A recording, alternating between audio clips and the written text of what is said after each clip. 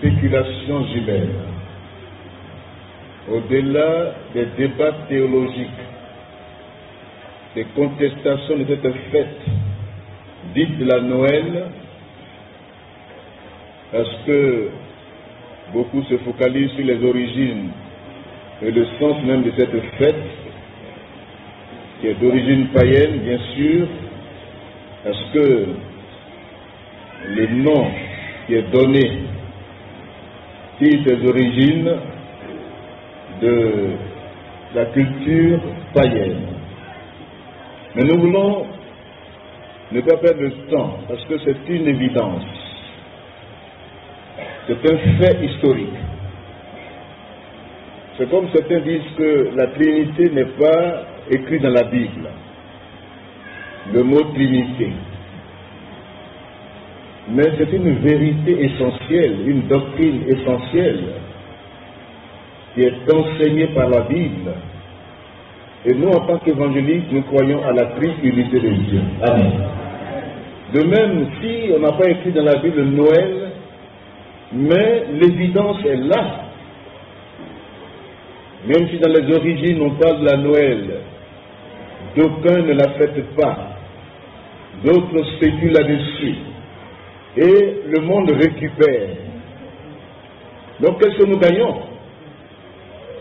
Le monde récupère la Noël. Même la fête de Pâques est récupérée par le monde aujourd'hui. Parce que l'Église ne met pas l'accent sur l'évidence biblique, le fait historique. Et ce qui va nous caractériser, nous sommes une Église évangélique, nous mettons l'accent ce soir encore à cette fête, sinon à cet événement. C'est un événement historique. On ne peut pas le nier. Les religieux, comme les politiques, nient les évidences. Mais nous, en tant qu'évangéliques, nous croyons à cette évidence, ce fait historique, que Jésus est descendu dans ce monde, un jour bien précis, peu importe les dates, mais sa venue même donne le sens à l'histoire de l'humanité. Parce que quand nous prenons les dates, nous sommes en 2024, c'est parti de quelle date? Ou bien on a commencé à dater l'histoire à partir de la naissance de qui? C'est Jésus. Il est le sens de l'histoire. Alléluia.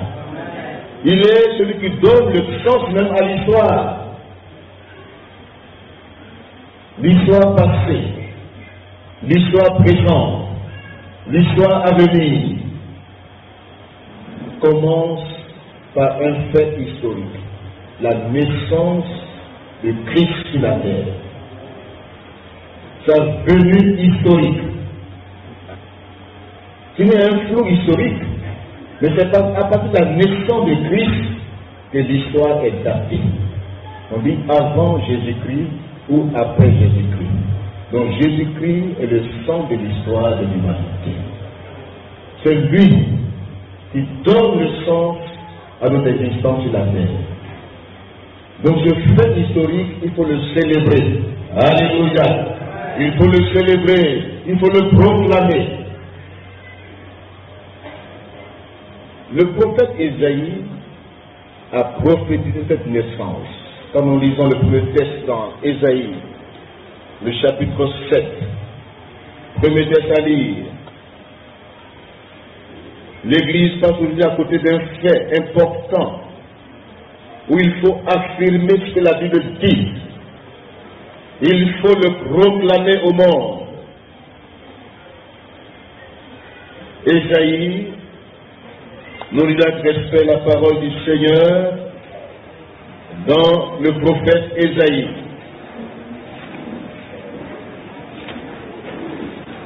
Le chapitre 7.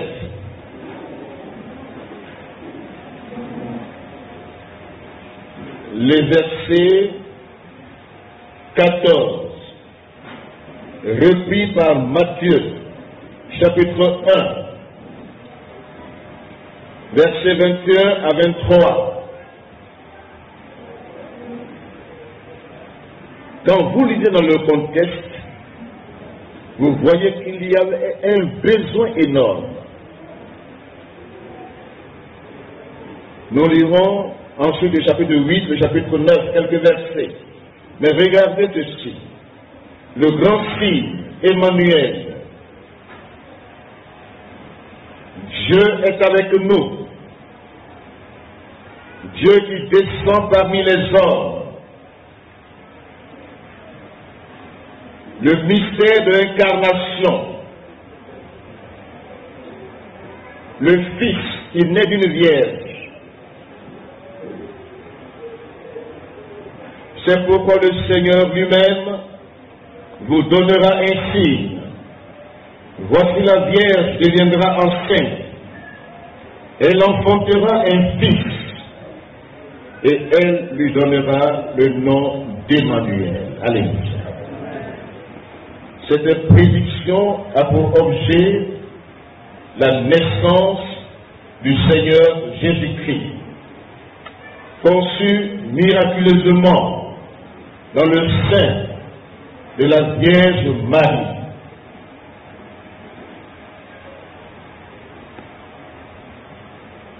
Matthieu chapitre 1. Matthieu, le chapitre 1. Quand l'ange vient pour annoncer cette naissance, le temps de cette naissance, nous voyons là les mêmes expressions que Ésaïe a soulignées. Matthieu chapitre 1, verset 21 à 23, qui nous parle de la conception miraculeuse et la naissance de Jésus-Christ.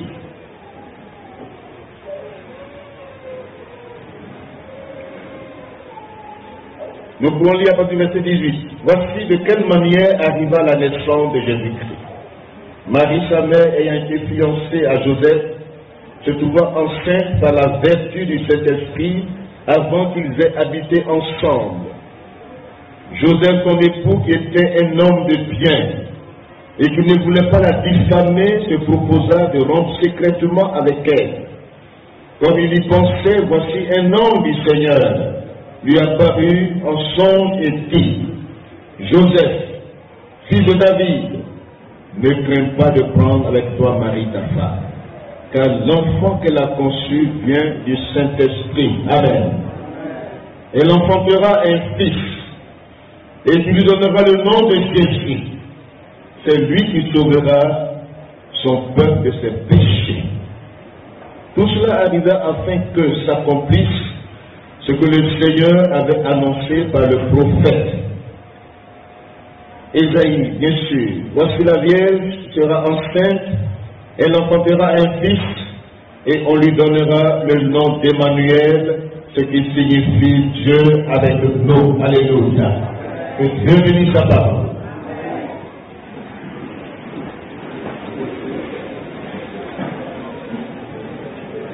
Dieu visite notre planète. Dieu visite la terre. Ce grand Dieu invisible,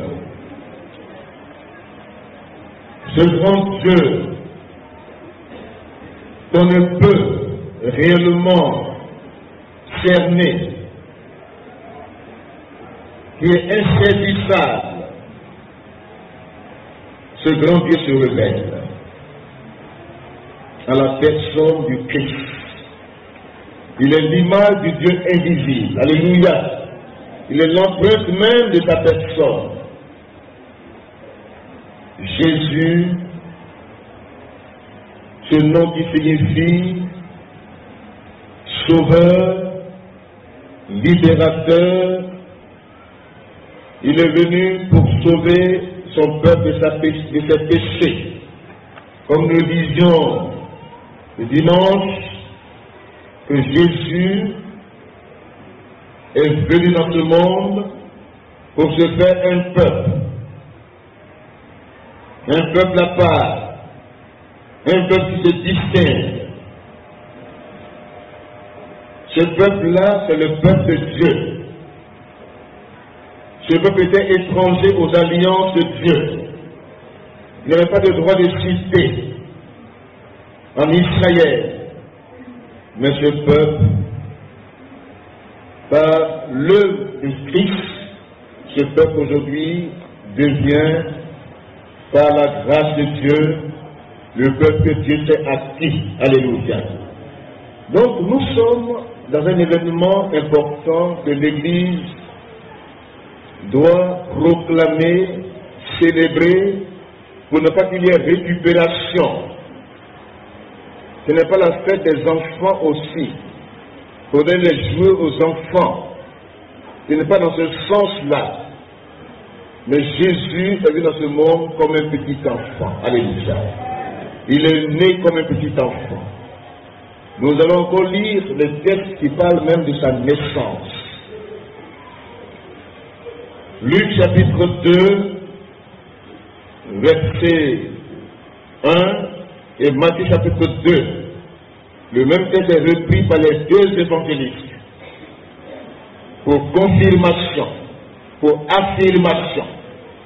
En ce temps-là, parut un édit de César Auguste, ordonnant un recensement de toute la terre. C'est de manière restrictive. Il s'agit de l'Empire romain qui dominait le monde d'alors. Ce premier recensement eut lieu pendant que Quirinius était gouverneur de Syrie. Tous allaient se faire inscrire, chacun dans sa ville.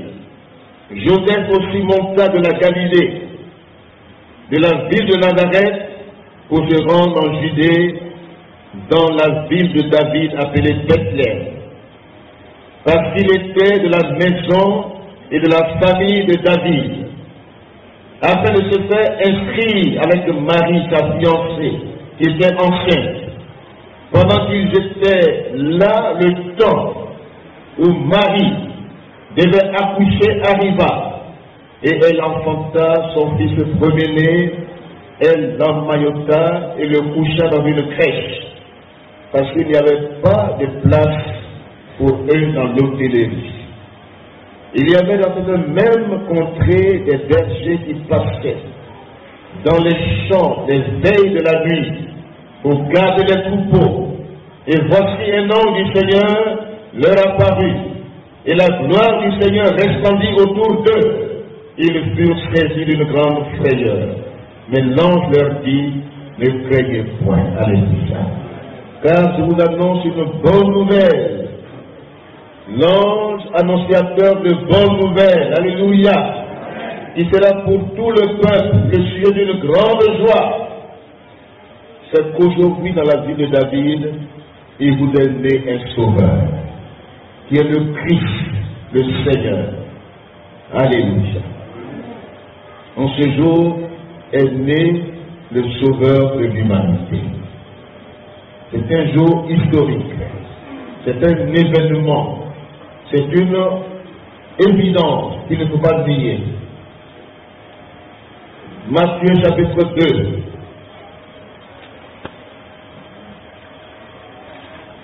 Tout ceci pour que chacun soit saisi de cette vérité biblique. Jésus étant né à Bethléem, en Judée, au temps du roi Hérode, voici les mages d'Orient arrivaient à Jérusalem et disent, où est le roi des Juifs qui vient de naître? Car nous avons vu son étoile en Orient et nous sommes venus pour l'adorer. Alléluia. Le roi Hérode ayant appris cela fut troublé, et tout Jérusalem avec lui fut troublé. Et il assembla tous les principaux sacrificateurs et les scribes du peuple, et il s'informa auprès d'eux du lieu où Christ devait naître. Et lui dit à Bethléem, en Judée, car voici ce qui a été écrit par le prophète. Amen. Et toi, Bethléem, terre de Juda, Tu n'expresses pas la moindre entre les principales villes de Juda, car de toi sortira un chef qui peuplera Israël, mon peuple. Alors Hérode fit appeler en secret les mages et s'enquit soigneusement auprès d'eux depuis combien de temps l'étoile brillait. Puis il les envoya à Bethléem en disant: allez et prenez des informations exactes sur le petit enfant. Quand vous l'aurez trouvé, faites-le-moi savoir, afin que j'aille aussi moi-même l'adorer. Après avoir entendu le roi Hérode, il partit. Et voici l'étoile qu'ils avaient vue en Orient allait devant eux, jusqu'au moment où, arrivée au-dessus du lieu où était le petit enfant, elle s'arrêta. Amen. Quand ils aperçurent l'étoile, ils furent saisis d'une très grande joie. Ils entrèrent dans la maison, virent le petit enfant avec Marie sa mère, se prosternèrent et l'adorèrent. Ils ouvrirent ensuite leur trésor et lui offrirent en présent de l'or, de l'encens et de la myrrhe. Ces matériaux sont significatifs. Puis divinement avertis en songe de ne pas retourner vers Hérode, ils regagnèrent leur pays par un autre chemin. Alléluia. Christ, Emmanuel, Dieu est avec nous. Pas un titre, mais cela fait allusion au caractère même de Christ. Le nom Emmanuel fait ressortir que Christ fut réellement Dieu avec nous. Alléluia. Pas seulement un titre, mais le caractère de Christ est dans ce nom. Tout l'accent est donc mis sur la divinité de Christ. Dès le commencement de l'évangile, Christ est Dieu. Amen. Dieu qui se fait homme. Donc ce n'est pas un titre qu'il a porté, mais ce titre-là reflète sa vraie identité, son caractère. Nous pouvons lire cela dans Ésaïe chapitre 9, le verset 5. Ésaïe chapitre 9, le verset 5.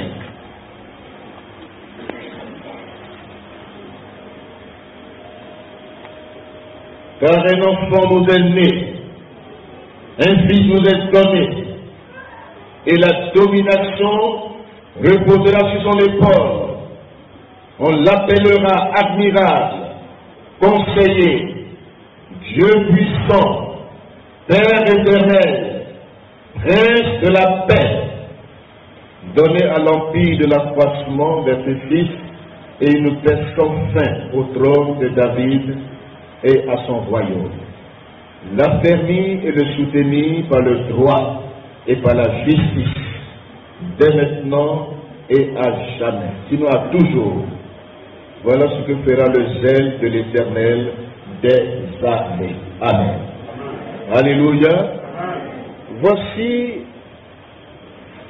l'évidence, voici ce fait historique. L'Église doit le proclamer au monde. Pourquoi nous devons le proclamer au monde? Parce que Jésus est le salut. Amen. Le salut que donne Christ est un salut complet. Revenons à la prophétie de Zacharie, à la naissance du précurseur, celui qui allait préparer le chemin. Son père Zacharie prophétise ainsi. Luc chapitre 1,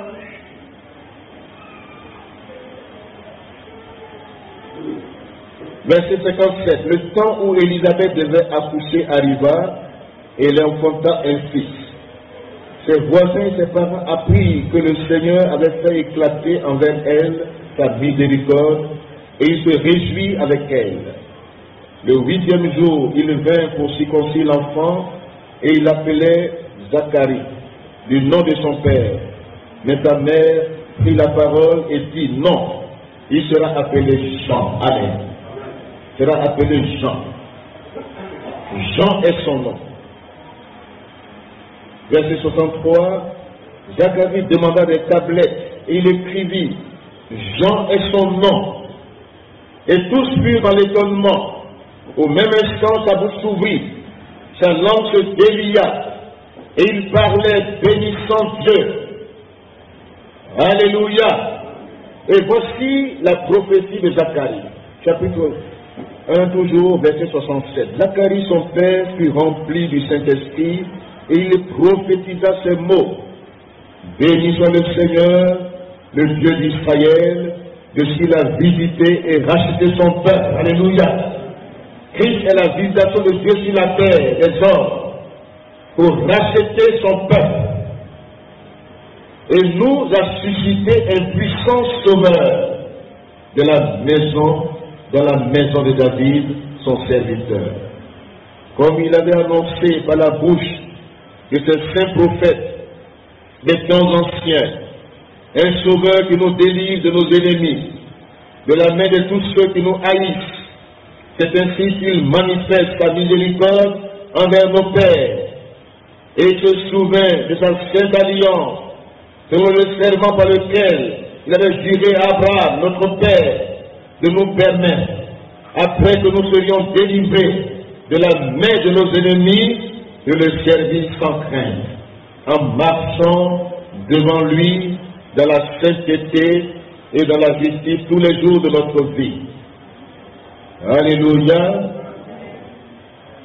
Verset 78. Le soleil levant nous a visités d'en haut. Tristement, on dit la fête du soleil.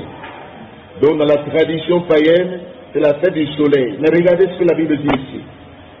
Le soleil levant nous a visités d'en haut. Alléluia.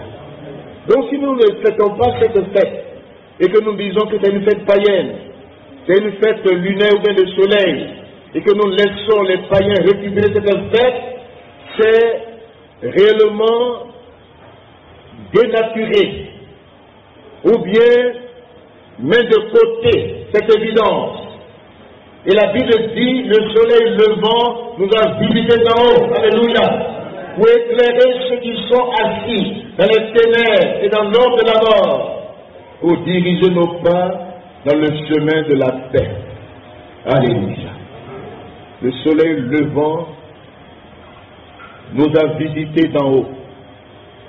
Retenons encore dans Ésaïe, pour voir cette prophétie qui est confirmée ici, dont Zacharie donne la confirmation. Remontons dans Ésaïe chapitre 8.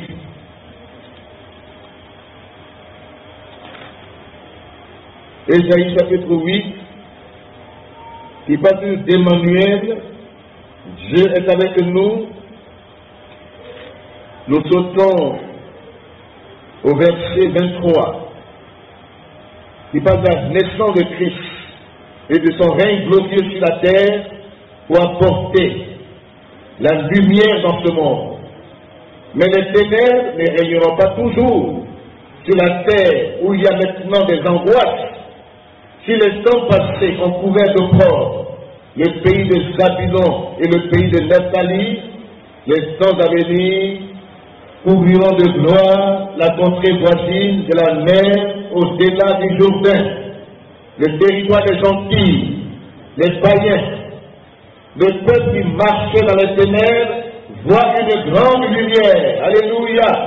Si ceux qui habitaient le pays de l'ombre de la mort, la lumière resplendit. La lumière resplendit. Tu rends le peuple nombreux. Tu lui accordes de grandes joies. Il se réjouit devant toi comme on se réjouit à la moisson. Comme on pousse les cris d'allégresse au partage du butin. Car le jour qui pesait sur lui, le bâton qui frappait son dos, la verge de celui qui l'opprimait, tu les brises. Alléluia. Alléluia. que la veille, le jour soit brisé ce matin sur le peuple de Dieu. Que tout jour soit brisé en cette soirée commémorative qui commémore l'événement important de la visitation de Dieu sur la terre des hommes. Le soleil levant nous a visités d'en haut. Dieu nous a visités. Alléluia. Dieu nous apporte le salut, la lumière, la délivrance, la libération totale. Dieu nous visite encore ce soir. Nous sommes là pour expérimenter cette visitation de Dieu dans nos vies personnelles. Le salut que donne le Christ. Parce que le thème qu'il vient sortir ce soir, sinon à cette soirée, le salut de Jésus-Christ. Il n'est pas venu pour fonder une religion quelconque. Il n'est pas venu pour être le fondateur d'une religion. Il n'est pas venu seulement pour un peuple, le peuple juif. Il est le sauveur du monde. Car Dieu a tellement aimé notre humanité qu'il était dans les angoisses, dans les ténèbres, il a donné Jésus. Alléluia. Il a donné Jésus, la lumière, la vérité, la vie. C'est Jésus. Et dans la prophétie de Zacharie, pour terminer, nous revenons sur les trois évidences du salut. Les trois preuves d'être sauvé. Les trois évidences que procure le salut en Christ. Ce n'est pas une appartenance religieuse simple. Être chrétien, ce n'est pas un nom qu'on porte comme un titre. Non. C'est une évidence. C'est une preuve que Christ nous a réellement affranchis. Si donc le Christ vous a affranchis, vous êtes réellement libre. Alléluia. Un sauveur qui nous délivre de nos ennemis et de la main de tous ceux qui nous haïssent. L'ennemi de Dieu, le diable, nous tient captifs dans ses prisons. Il assure notre vie un jour pesant. Il assure nous, pour tous ceux qui sont loin du Dieu vivant, il exerce la tyrannie. Il exerce réellement la terreur sur leur vie. Dans des pratiques mystiques occultes qui servent à ouvrir des portes pour qu'ils possèdent les vies. Le diable est un menteur. Il fait croire aux gens qu'ils adorent Dieu. Il est le plus grand religieux, celui qui a envoyé la religion sur la terre. Les démons croient que Dieu existe. Le diable n'est pas anti-Dieu. Il croit que Dieu existe. Mais il ne peut pas se soumettre à la volonté de Dieu. Voici le diable, l'ennemi de Dieu. La croyance n'a pas de sens s'il n'y a pas de soumission à l'autorité divine. Croire que Dieu existe ne veut rien dire. Ce soir, passons du domaine de la croyance au domaine de l'acceptation de l'autorité divine sur notre vie. Jésus est le sauveur du monde, mais qu'il devienne le Seigneur de ma vie. Crois au Seigneur Jésus et tu seras sauvé. La Bible ne nous dit pas croire au sauveur Jésus. Il est le sauveur du monde, sans exception aucune. Tous ceux qui croient en son nom, qui le reçoivent, deviennent enfants de Dieu. mais que Christ devienne Seigneur de ma vie. Amen. Un sauveur, mais qui, en exerçant son autorité dans ma vie, devient Seigneur de ma vie. Amen. Quand je dis je suis enfant de Dieu, je suis fils ou fille du Dieu vivant, j'appartiens au Seigneur Jésus-Christ, c'est que je prends sur moi un autre jour, mais ce jour-là est léger. Amen. Quand nous quittons le jour de Satan, le jour pesant de tyrannie, mais nous ne venons pas pour être dans un libertinage. C'est pour la liberté que Christ nous a franchi. Mais nous ne voulons pas de la liberté un prétexte pour vivre encore dans le péché. Christ nous délivre de la puissance du péché. Amen. De nos ennemis. Premier ennemi le diable. Deuxième ennemi la puissance du péché. Nous avons des ennemis qui veulent nous embrigader, dominer notre vie. Mais quand Jésus vient dans nos cœurs, il nous délivre de nos ennemis. Amen. Il nous délivre de la puissance de Satan. Le diable n'a plus de pouvoir sur tout enfant de Dieu. Il vient mais n'a rien en moi. Alléluia. Il doit rien avoir en toi. Comme le dit Jésus, il faut le vaincre. Il faut être délivré de la puissance de Satan, de la puissance du péché, de la modernité, de tout ce qui est vice. Il faut en être délivré totalement. Jésus nous a franchi son salut. La première évidence, c'est la délivrance totale. Amen. On ne va pas dire que j'appartiens à Christ, et puis encore le diable a le pouvoir sur ma vie, ou bien encore le péché a le pouvoir sur ma vie. Si je le fais, c'est que je ne connais pas le Seigneur Jésus. C'est que c'est une simple croyance. Et les gens aiment la croyance aujourd'hui. Ils aiment dépendre de notre salut que les hommes donnent. Ils se mettent au bénéfice des hommes. Ils les vénèrent comme étant capables de les sauver. Il y a de salut à notre personne. Il a été donné sur le ciel un autre nom par lequel nous puissions être sauvés. Le seul et unique nom qui sauve, c'est le nom de Jésus. Le nom de Jésus. Il sauvera son peuple de ses péchés. C'est-à-dire, il délivrera son peuple de ses péchés. En cette fête de commémoration de sa venue historique sur la terre, que ton cœur se soumette à son autorité, à sa seigneurie. Que Christ prenne le règne de ta vie. Il te délivre de la puissance de Satan, la puissance du péché, de la mondanité. Que tu ne mélanges pas avec le monde. Que Christ t'affranchisse. Que tu deviennes réellement le sel et la lumière de ce monde. Jésus-Christ, la première évidence du salut en Christ, c'est la délivrance totale. Il ne délivre pas à moitié. Oui, nous prêchons un évangile qui ne donne pas la force à Christ. On met les hommes en avant, on met les principes en avant, on met les doctrines en avant, on met tout en avant sauf pour Christ. On est évangélique.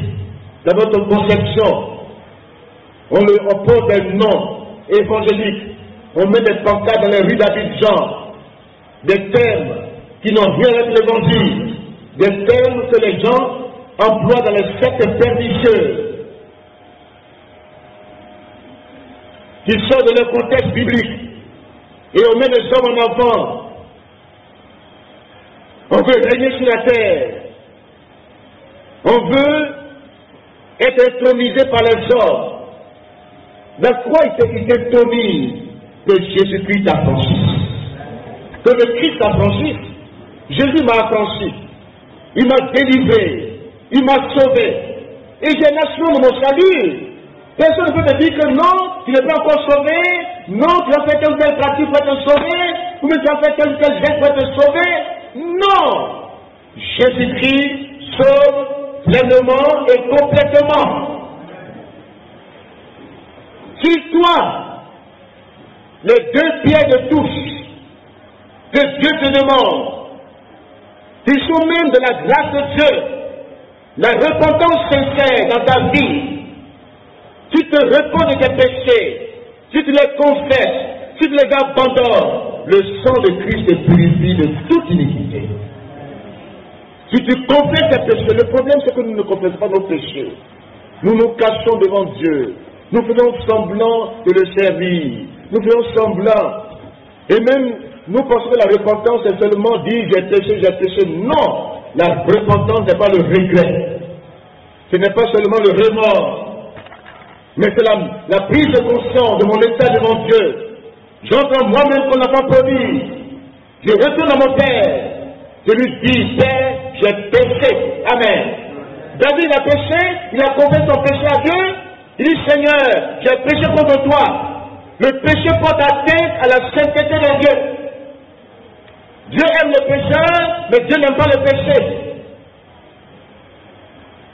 Il faut revenir à l'évangile plus qui délivre les captifs.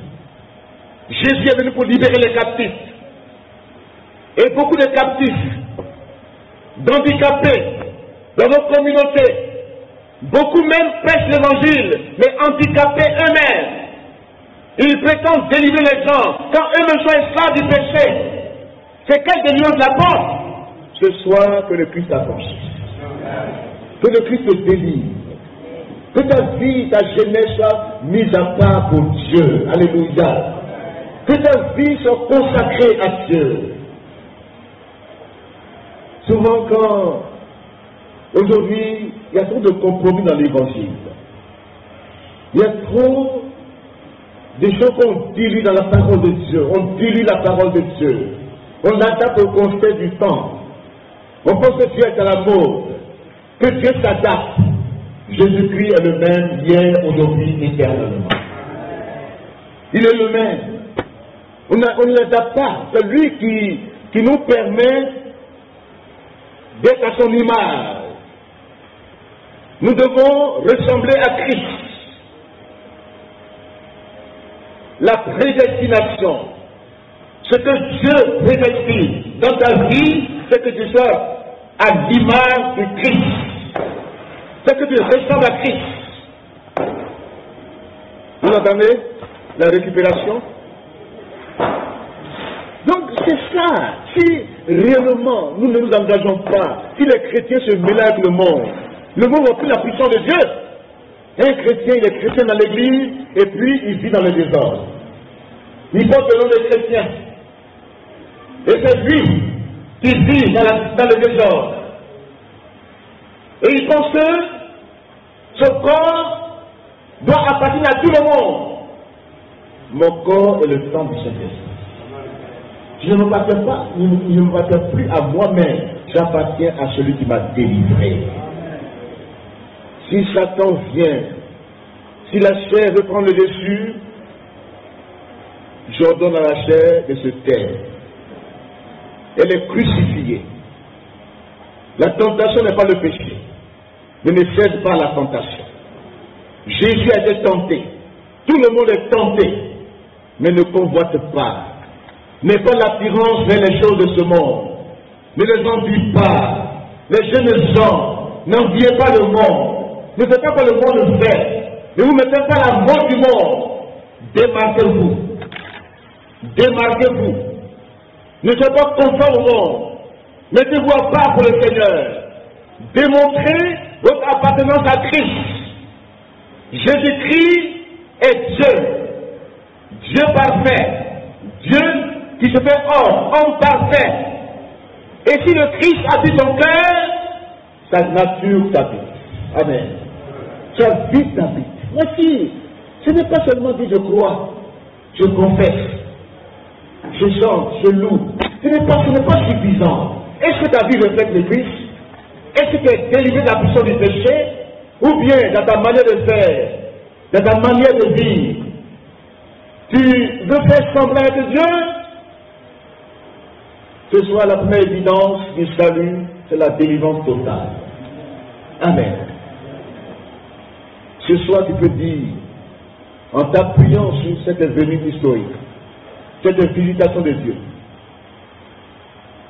ce message, la femme de prêche, beaucoup sont dérangés. Beaucoup sont dérangés.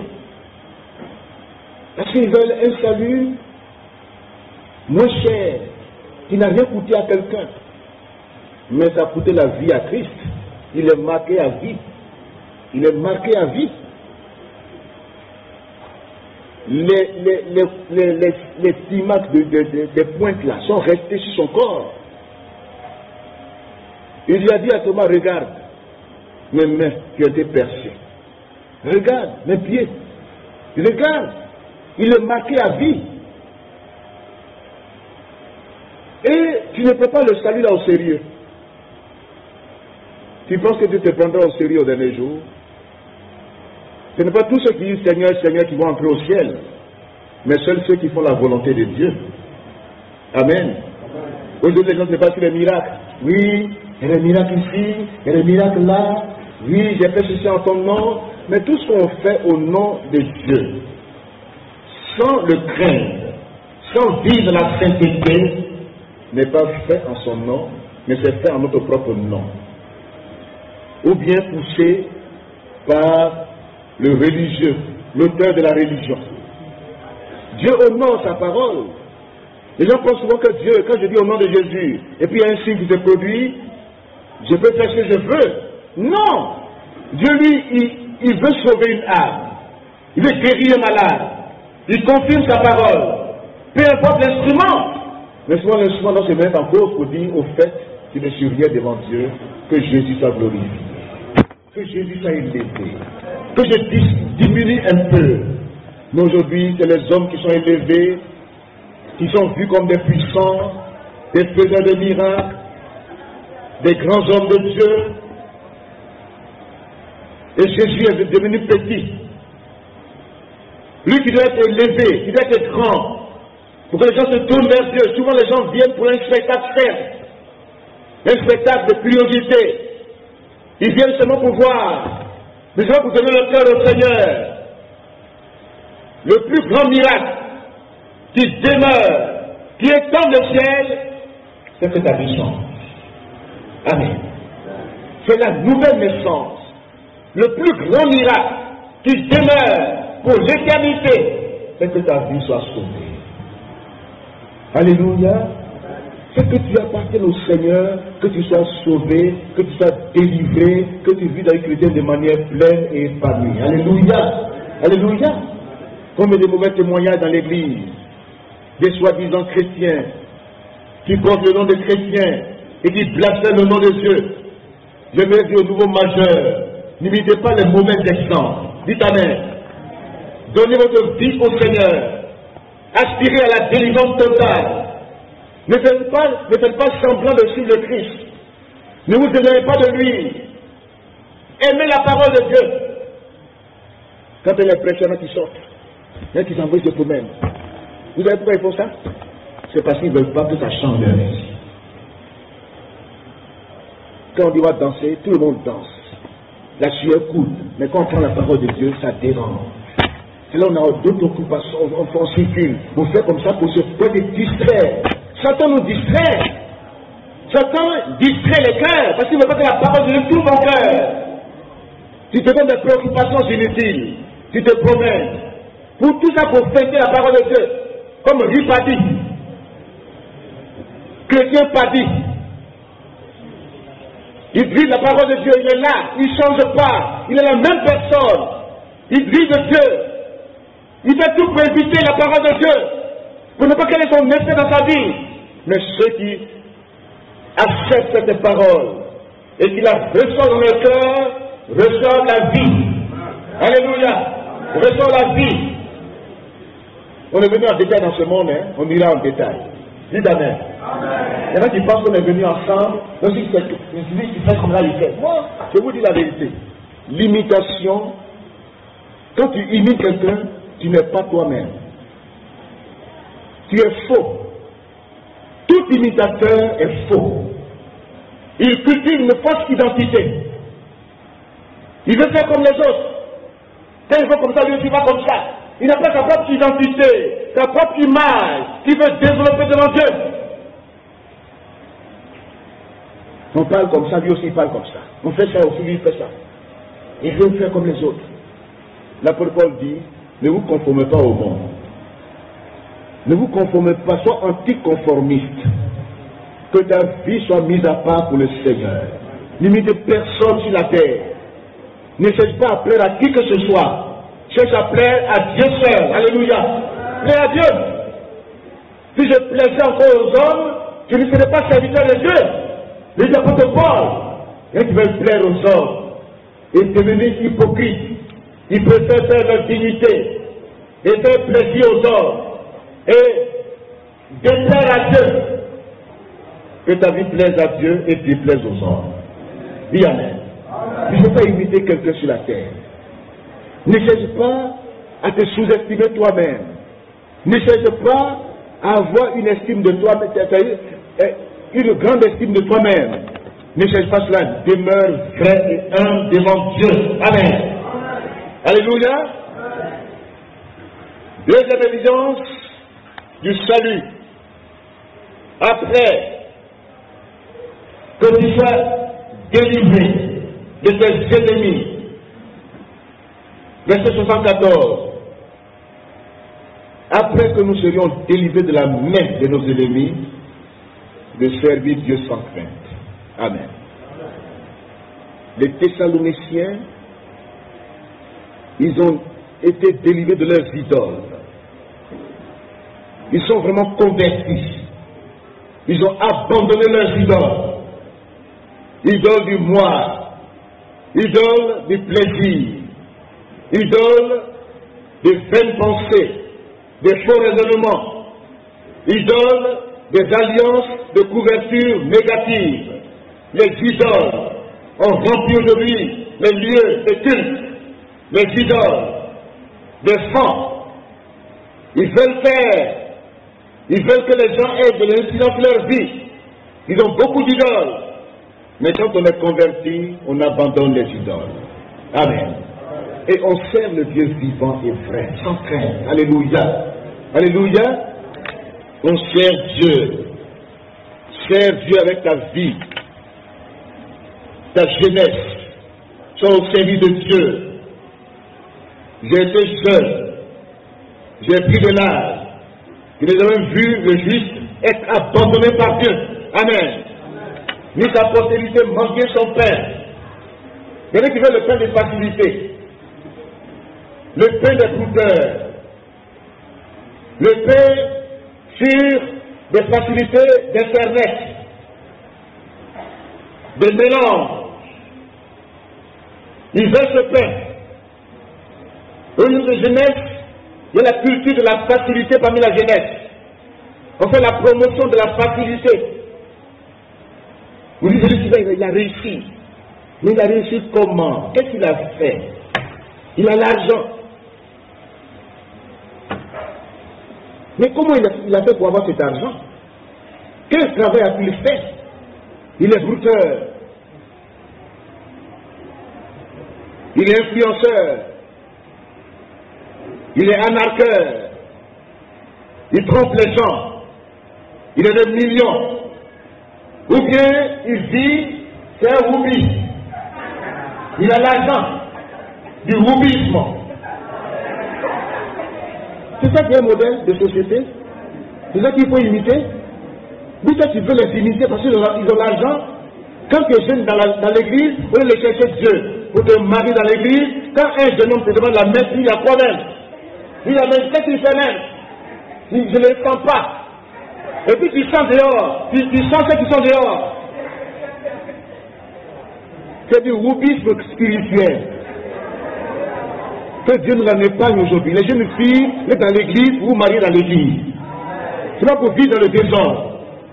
Il y a une jeune fille, garde, et regardez Marie, elle est un modèle de jeune fille dans la Bible.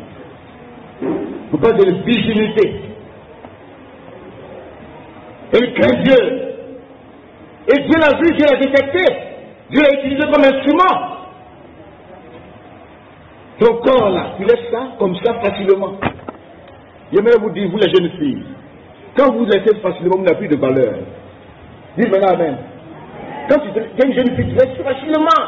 Quelqu'un te dit, il a fait sa petite brèche là, il a sorti un petit pied là, c'est fini. C'est fini. Et tu as crié comme ça pour ballon est toi d'avoir. C'est fini. Tu n'as pas de valeur. Une jeune fille qui a de la valeur, c'est elle qui dit Dieu est mon Dieu. Ton peuple sera mon peuple. Ton Dieu sera mon Dieu. Comme Ruth, l'attachement à Dieu, elle a été récompensée. Elle s'est mariée par un homme honorable. Comme les jeunes filles aujourd'hui ratent leur mariage par des simples petits billets de banque, par le roubisme spirituel déguisé, en manque vraiment de considération de sa propre dignité. Se laisse facilement comme ça. Quand j'ai demandé la main à mon épouse, on était fiancés, même à fatiguer.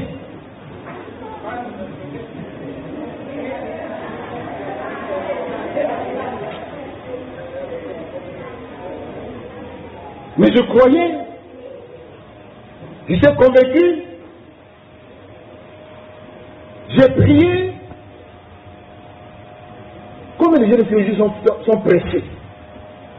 Maria est pressée. Pressée d'avoir des enfants. Et puis après, l'homme te jette, il te balance. Or, quand tu gardes ta dignité et que tu es dans un foyer chrétien, tu as de la considération. Dieu te bénit, je donne des enfants. Ces enfants-là craignent Dieu. Ils sont présentés à l'église. Que Dieu nous aide aujourd'hui. Quittons seulement le côté festif de l'évangile. Vivons l'évangile dans la rigueur où Dieu l'a vu. Amen. Dieu est rigoureux. Dieu est sérieux. Dieu veut des gens sérieux et rigoureux. Pas des plaisantins qui plaisantent. Deuxième évidence, faire Dieu que ton corps soit au service du Seigneur. Ton corps est le temple du Saint-Esprit. Que ce corps-là, que Dieu l'utilise pour la gloire de son nom. Amen. C'est ça. Christ est venu pour nous affranchir. Christ est venu pour que nous délivre de la puissance du péché, de la mondanité, du diable, de tout ce qui nous tenait captifs. Nous servions Dieu. Alléluia. Comprends que servir Dieu, ça va un titre. C'est ma vie, la qualité de ma vie qui sert Dieu. Ma vie répond de mon service. C'est ça, servir Dieu. Beaucoup d'attitrés aujourd'hui, ont des titres qu'ils portent seulement pour influencer les gens. Mais derrière ce titre-là, il n'y a rien. Des mauvais témoignages, des scandales. Que ta vie serve le Seigneur. Que tu craignes le Seigneur. La crainte de Dieu commence à disparaître. L'amour se refroidit. On n'aime plus le Seigneur. La qualité essentielle pour servir Dieu, c'est d'aimer le Seigneur. Alléluia. Jésus a dit à Pierre, m'aimes-tu plus que de même cela? Il dit, Seigneur, tu sais que je t'aime. C'est une qualité essentielle. Aimer Dieu. Que Dieu soit la priorité des priorités de ta vie. Que Dieu soit le Dieu de ta vie. Alléluia. Aime le Seigneur de tout ton cœur, de toute ton âme, de toute ta force, de toute ta pensée. Aime le Seigneur. Que Jésus-Christ soit incarné en toi. Qu'il t'habite. Que tu refais ta nature. Et qu'en retour tu le sers. Alléluia. La dernière preuve évidente du salut, c'est ceci. En marchant devant lui dans la sainteté et dans la justice tous les jours de ma vie. Amen. Voici les trois éléments qui disent qu'il est sauvé. Il est vraiment sauvé. Il n'y a pas de doute. Il est délivré. Sa vie est au salut du Seigneur. Et il marche dans la sainteté, pas un jour, pas un an, pas 2 ans. Mais tous les jours de sa vie, il marche dans la sainteté. Que le salut de Christ nous atteigne ce soir au nom de Jésus-Christ. Amen. Que Dieu bénisse sa parole.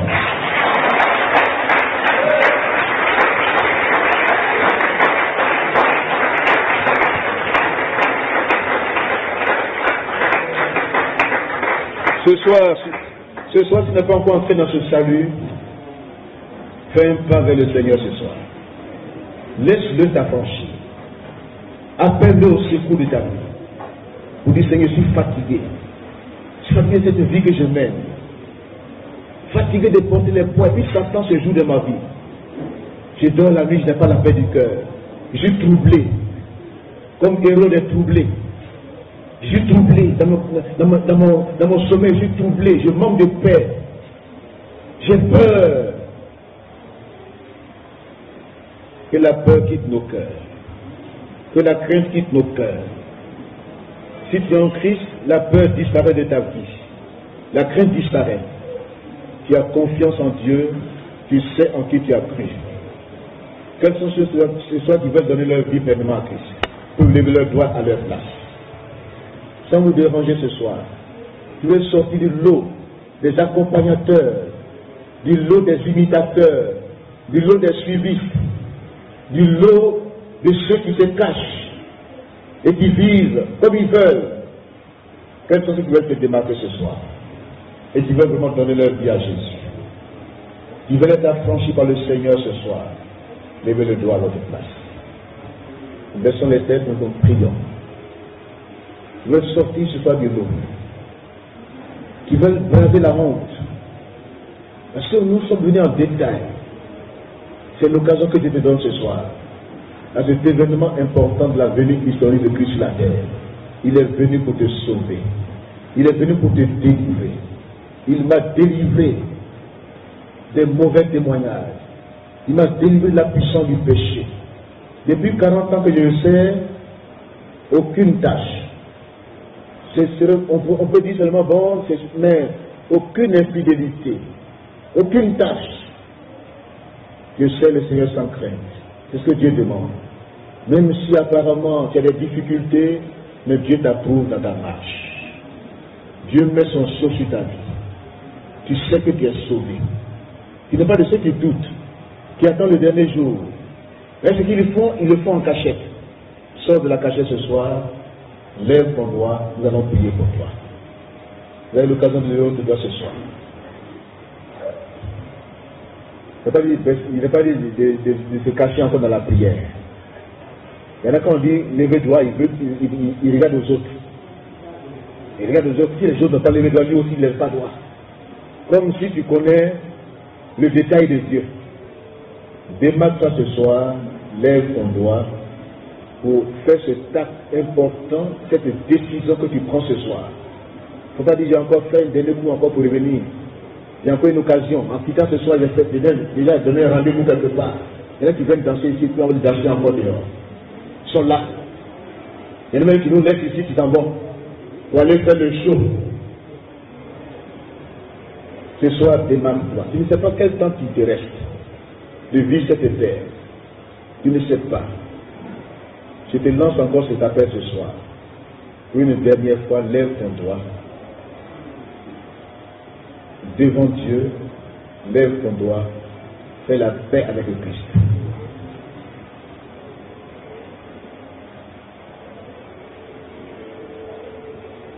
Vous qui avez levé vos doigts avec courage, tenez-vous debout. Nous allons prier pour vous. Tenez-vous debout. Tenez-vous debout.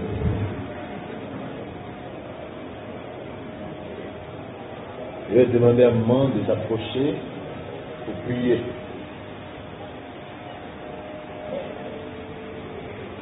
C'est une décision importante que vous prenez ce soir. Dieu bénit votre décision.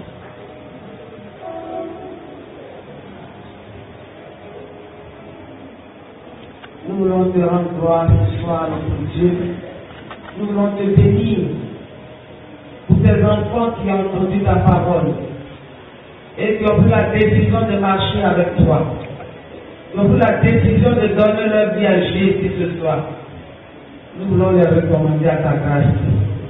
Nous prions, Seigneur, que cette décision soit scellée dans le sang de Jésus. Amen. Et que cette décision, Seigneur, les conduise à une vie chrétienne victorieuse. Bénis leur décision ce soir.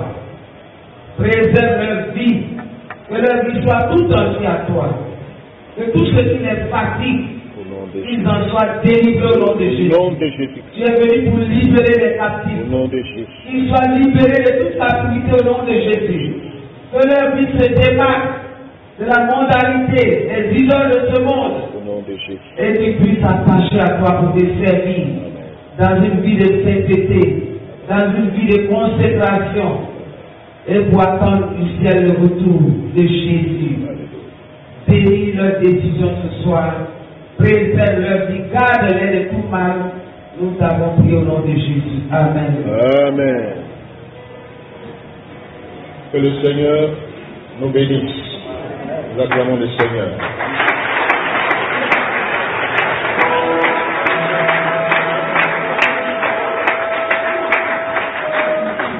Alléluia.